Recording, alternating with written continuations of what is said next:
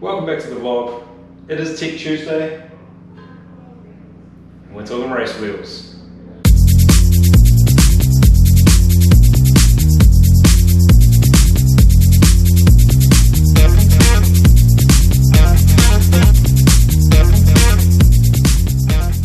Before I carry on, I just want to thank NS Carbon for sponsoring this video.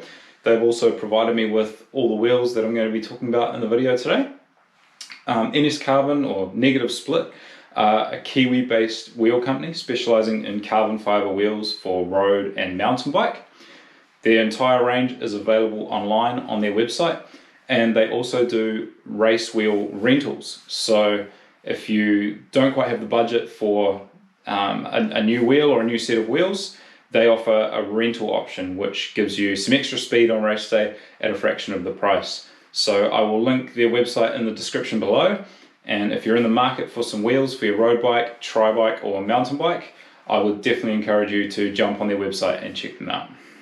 So you've got a race coming up, or you want to do a few upgrades to your bike. One of the best bang for buck upgrades is definitely wheels, but where do you start? Do you go for the shallow rim? Do you go full disc? Or do you stop somewhere in between and go for the deep dish? I'm going to cover all three of those today, look at the pros and cons of each of them, and hopefully make the decision a little bit clearer when it comes to upgrade time and wheel selection. We'll start with the shallow rim, the lightest of the three, great for climbing and also really good in crosswinds. Next up is the deep dish, more aero than the shallow rim, slightly heavier, but will hold a higher speed. Next up is the disc, the most aero of all three options, but also the heaviest.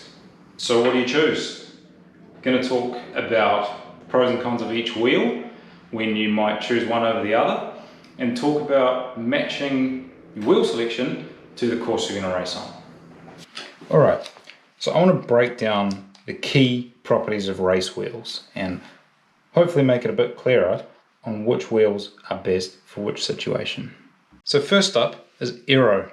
It's one of the first things people think about when they look into getting some race wheels.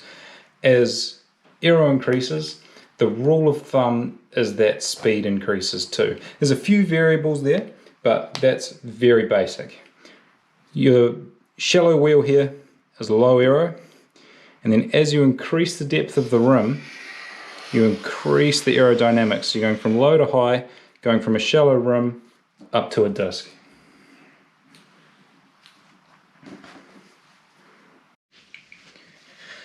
So in very simple terms, making the bike more aerodynamic by adding a more aerodynamic wheel or wheel set fundamentally will make the bike faster. However, there are other things that you need to take into account when you're selecting wheels. One of the downsides of being more aerodynamic is as you increase the aerodynamics of the wheel, you have to add material to it. And the downside of adding more material is an increase in weight. So we have a line, much like the aero one,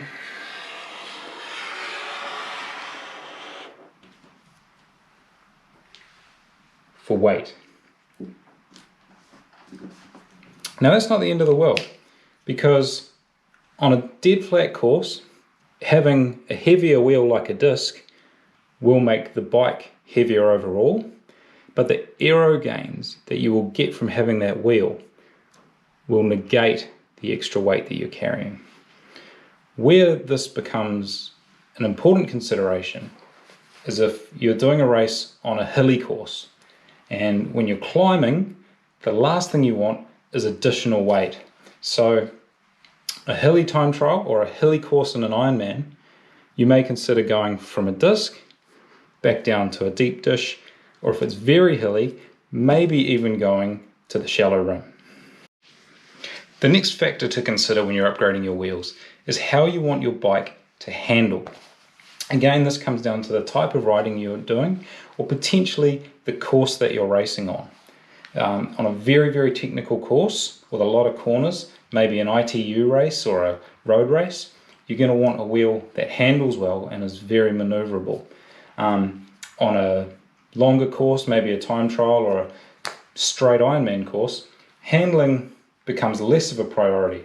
So your handling line actually goes the opposite way to your aero and your weight. So as you increase aero, you actually lose a bit of handling. It's much harder to steer a disc or a deep dish front wheel than it is to steer a shallow rim.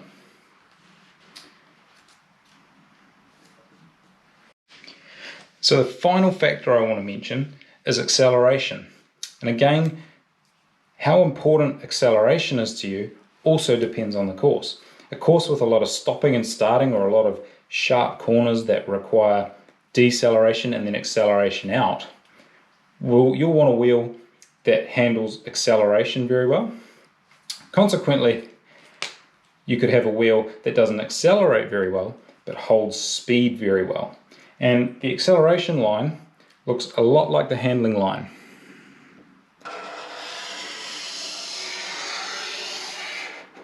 So if you're racing ITU or short course or a road race that has a lot of tight, twisty technical sections, a lot of slowing down and speeding up, you're going to want to go for a shallower wheel with less weight, because that allows you to not only handle better but also accelerate better when you need to. Course that's not as windy, not as technical, not as much slowing down or speeding up, the aerodynamic option is going to suit you much better.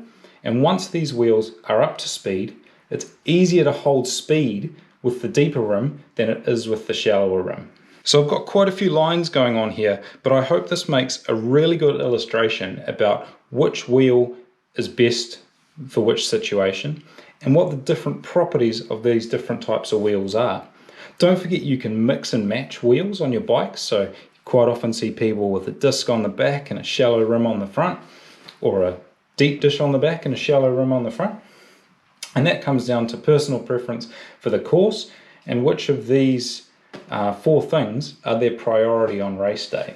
So my advice, if you're trying to pick race wheels for an upcoming race, is to get your hands on the course map, have a look at how technical the course is, if there's a lot of corners, a lot of stopping and starting, and choose a wheel that's going to handle that from an acceleration and a handling perspective. And then also consider the undulations of the course. So a very hilly race where there's going to be a lot of climbing, you need to think about weight and go for a lighter wheel that will still give you some good speed, but not give you a harsh weight penalty that's going to slow you down. So there we are. I hope that's given you some useful information to hopefully choose the right wheels for your next race. Whether you're buying or renting, you definitely want to make sure you've got the perfect ones for race day. So above all else, check the course, do your research beforehand and make sure you're choosing the right wheels for the right day. Whether that's the full disc or the stripped back shallow rim, it's important that you've got the perfect wheel set. That's all for me. Hope you've enjoyed this Tech Tuesday. If you did, please leave a like. If you want some more Tech Tuesdays, please subscribe. And if there's anything particular you want to see on the channel, please leave a comment and let me know. See you in the next one.